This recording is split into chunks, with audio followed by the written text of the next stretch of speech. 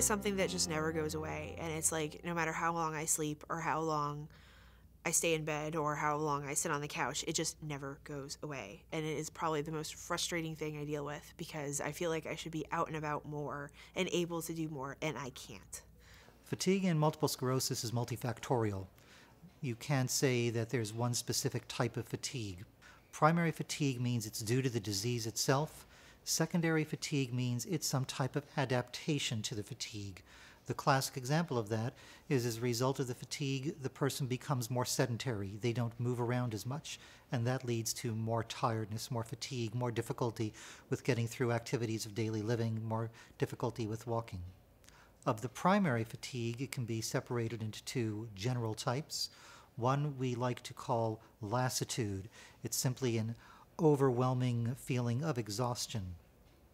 It's not like your arms are tired or your legs are tired, but like your whole body is tired. The other type of primary fatigue is sometimes called motor fatigue or poor endurance.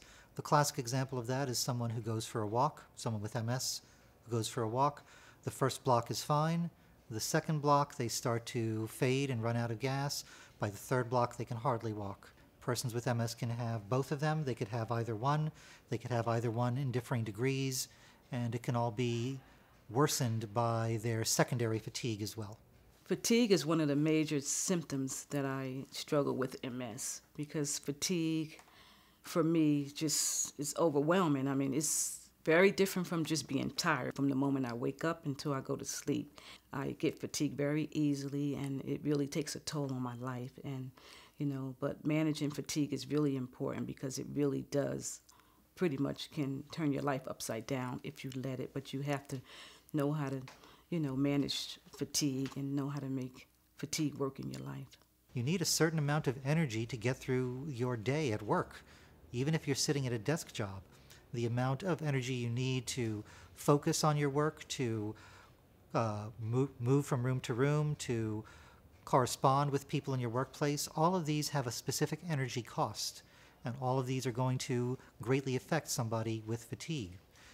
This is a big problem for people with MS because fatigue can't be really observed. So a person can feel tremendous fatigue, tremendous tiredness over the course of the day, but it may not be readily observable in that person. So it can affect the ability to get through the course of a day of work. It can affect the ability to come to work day after day. And it's a major, major problem for people with MS. I get my job done. When I'm proofreading, I notice I will miss more things, which, can be catastrophic, but it has not been. And if I know something's especially important on days that I'm feeling tired and I feel like I may have missed something because of my fatigue, I'll ask someone else to take a second look at something or to back me up. So some of the things I've tried to do to mitigate my fatigue and to accommodate myself for it is the night before I try to pick out what I'm going to wear, try to make my lunch, try to get everything together so that I'm not running around like a mad woman in the morning, and so that, that's an energy drain right there. I know that if I need to concentrate on something, I do best in the morning, despite not being a morning person. Because as the day goes on and if I'm going to have a particularly tiring day, I know that I get worse and worse and worse. So I try to do all the important projects in the morning, leave some things that are more habit or don't require as much concentration for the afternoon. There's many things that can be done to minimize the energy cost of working.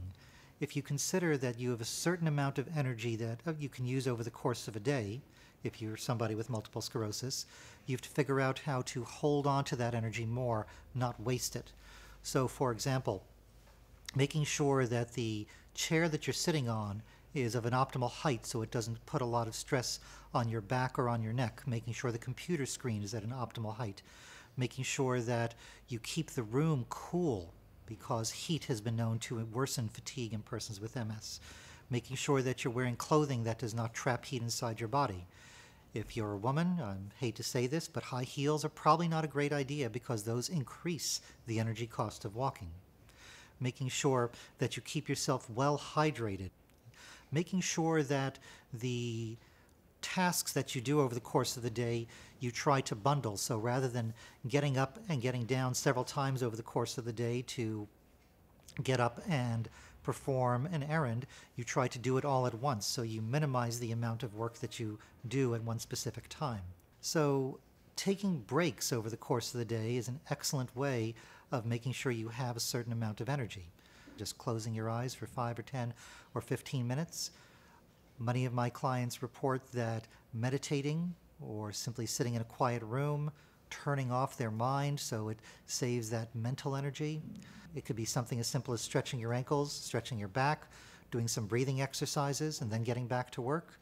I am very active in the community, so the type of work that I do consists of volunteer work, community service work. In addition to that, I'm a student, so everything I have mentioned requires work, and work makes me tired, and the fatigue just sets in, and I really have to